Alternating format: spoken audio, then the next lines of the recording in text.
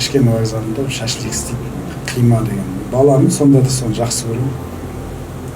Сөйтіп пойызға отырдық екеуміз. Ал енді қима жеймін деймін ғой, жаңағы шашлик жеймін деймін. Ойбай, шашлик пойызда болмайды ғой. Білмеймін, шашлик жеймін. Еркелігім ғой енді. Содан әкем 85 деген ба пойыз бар.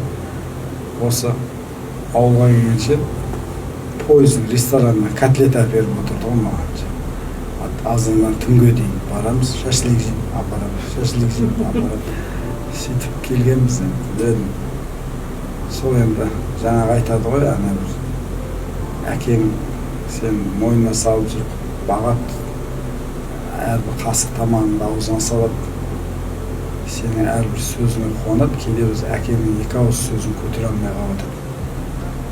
Кейде 10 баланы әке жүк қылмайды, 10 бала әкеге жүк болмайды, бірақ бір әке 10 балаға жүк болып қалады дейді. Кейде әкенің сөзін көтере алмай қалады, балдай үскеннен достарының тілін алып кетеді.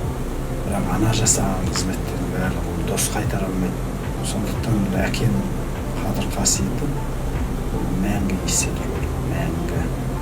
Біз кеудемізде жанымыз барда әкені ұмытпау керек. Әкенің бар деген сөзі баланы рухтандырады. Сондықтан кейде болады, әкесі ерте қайтыс болып кеткен, ерте әкеден қалған, аварияда неше түрлі небір арыстай ағаларымыз кетіп қалды ғой. Бірақ соған үнемі айтып отыру керек.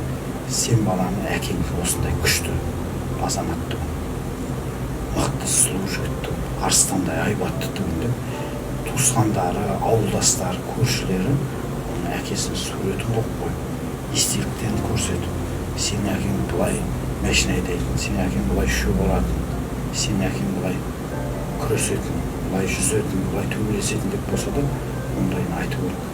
Қыры ғой ол жігіттің, баласы оған қарап өседі, өжет болады. Ол сол нәрсе, әкесі бар жалпы, әкеден туған бала деген нәрсе, ол балаға қайрат береді, күш береді, жігер береді. Ол жердің бір қуысында отырса да, әкең бар деген сөз саған тауды қопаруға себепші болады. Сондықтан әкелер аман болсын, әкелеріміз бақытты болсын, әкелеріміз аман болсын.